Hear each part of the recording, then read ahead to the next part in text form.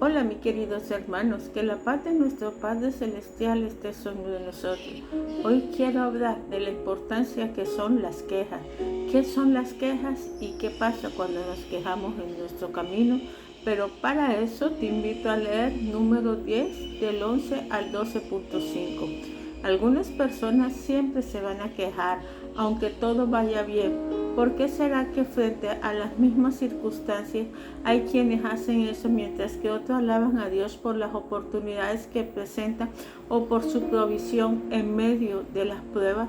En mis años de experiencia en la vida cristiana he conocido gente que siempre que ponen la mirada en el lado negativo de lo que pasa. Cada vez que les pregunto cómo están, responden contándome una serie de problemas graves. Al parecer el Señor nunca los trata bien. También he conocido a otros que han sufrido mucho más, pero en lugar de protestar, agradecen a Dios por las pruebas. Israel era la nación que se lamentaba continuamente. Dios le había bendecido en gran manera y prometido suplir todas sus necesidades, así como entregarle una tierra prometida. Sin embargo, ellos solo podían ver el lado negativo, refunfuñaban rápidamente por todo lo que pasaba. Por lo tanto, Dios les envió varios castigos con el fin de corregirles y enseñarles a ser agradecidos.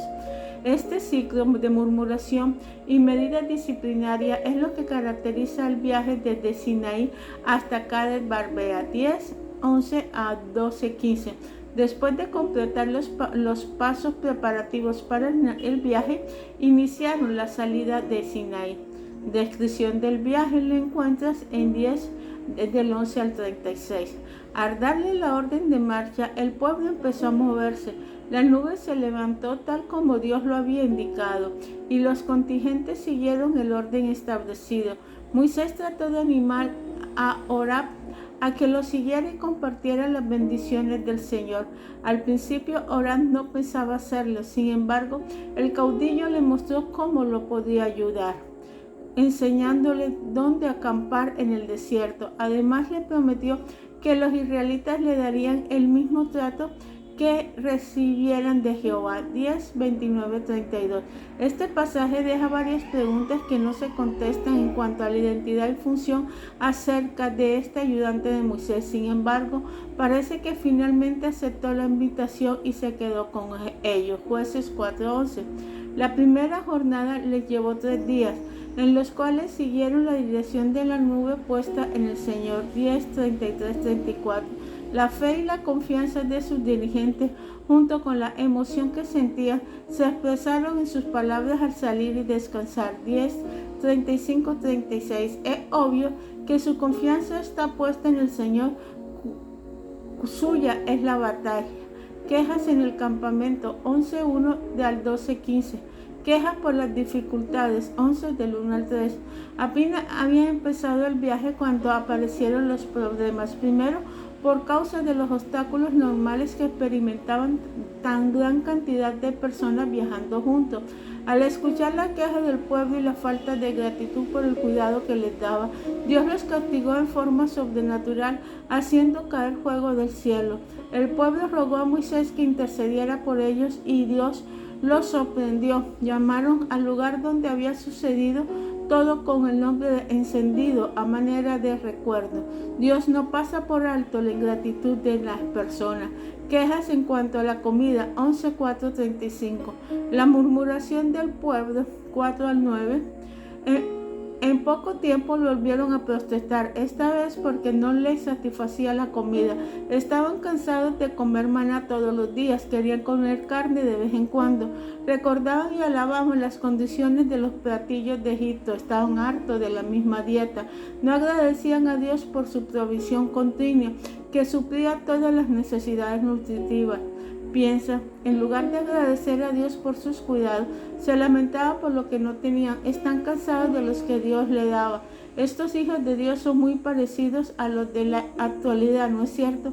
Identifica algunas maneras en que nosotros comemos el mismo error.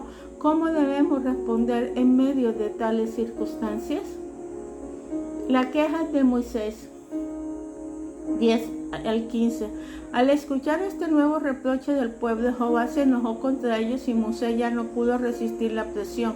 El líder también protestó porque la carga era demasiado onerosa para él. Sentía que el peso de la responsabilidad era excesivamente gravoso. Cuidar de un pueblo rebelde e ingrato no era la tarea fácil.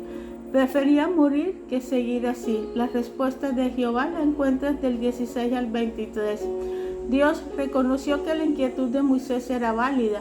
No había de llevar la carga él solo. Entonces le ordenó que convocara a 70 líderes del pueblo para darle de su mismo espíritu y para que le ayudaran a compartir las responsabilidades del pueblo. 11, 16, 17. La responsabilidad de cuidar al pueblo de Dios es una pesada carga. No debe llevarla solamente una persona. En cuanto a la petición del pueblo de que quería comer carne, Dios le escuchó también. Prometió darle por 30 días tanta que llegaría a aborrecerla. De este modo aprendería a que era mejor estar en manos del Señor que de los egipcios. 11, 18, 20. Aún para Moisés era difícil de creer que Jehová pudiera suplir así la necesidad de alimentos de tantas personas durante un mes entero. Entonces el Señor le recordó quién era él. Dentro de pocos días sería testigo de su gran poder. 11, 21, 23. Los 70 ayudantes de Moisés. 11, 24 al 25. El caudillo le comunicó esta respuesta y después reunió a los 70 ancianos escogidos por Dios para cumplir el trabajo pastoral con él. El Señor descendió a hablar con Moisés para que nadie se confundiera en cuanto a quién tenía la autoridad.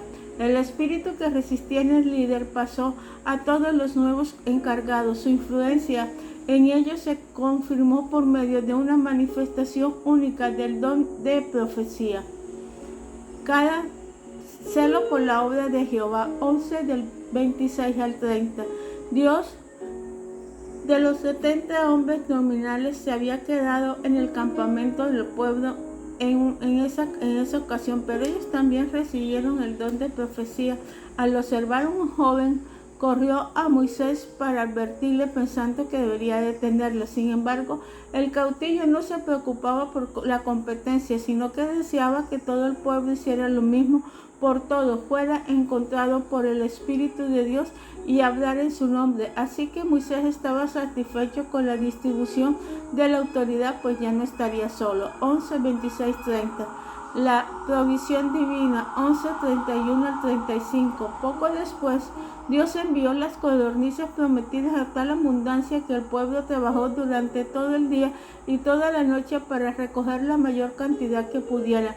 Las colgaron por todos lados alrededor del campamento. Sin embargo, debido a su murmuración, ingratitud y avaricia, la ira de Dios vino sobre ellos y le envió una plaga que mató a muchos. Como recuerdo de la ocasión, le dijeron a aquel lugar el nombre de las tumbas de las codornices.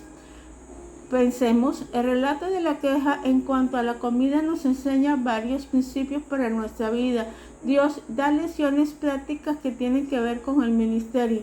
¿Cómo describió Moisés su obligación para con este pueblo? ¿Cuál es la responsabilidad de un dirigente del día de hoy? Tesalonicenses 2, 7, 12.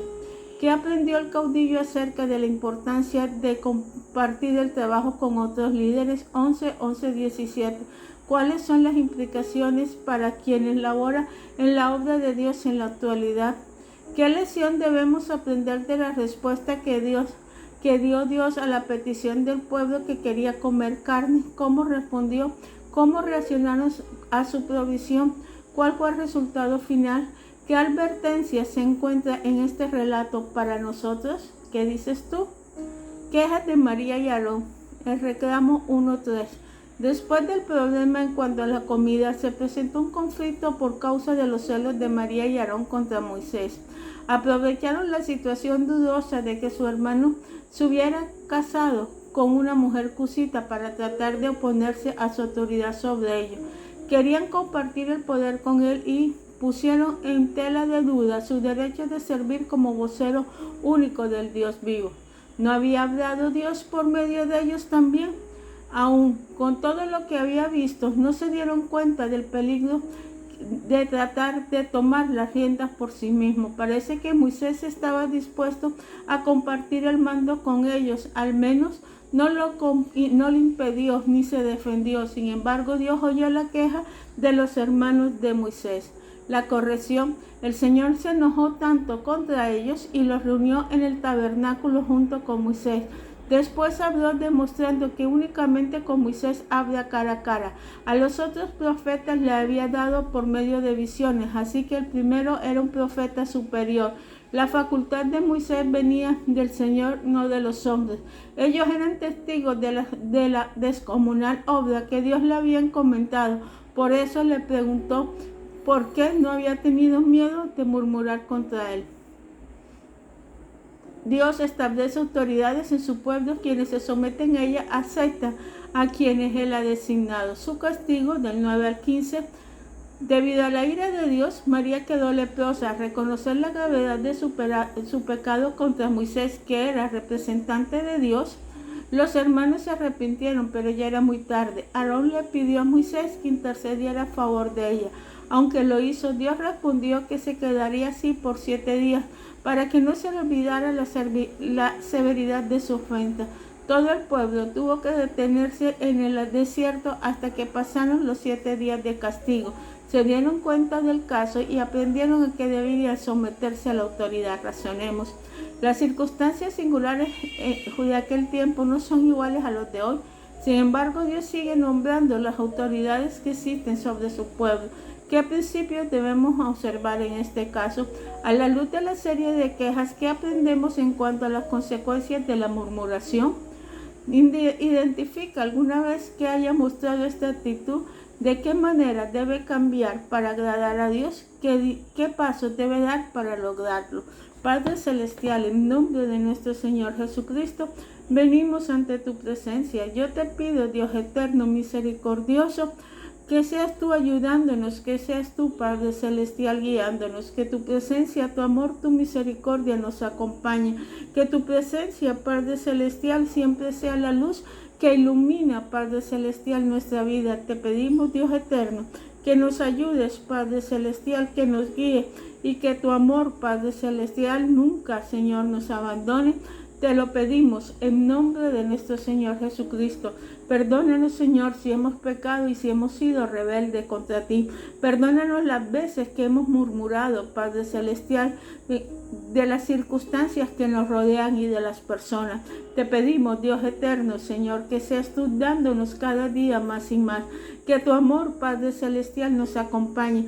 Que tu misericordia nunca, Padre Celestial, nos deje. Te lo pido en nombre de nuestro Señor Jesucristo.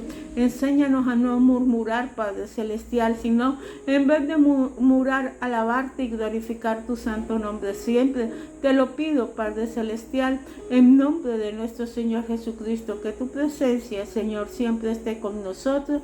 Amén y amén. Dios los bendiga.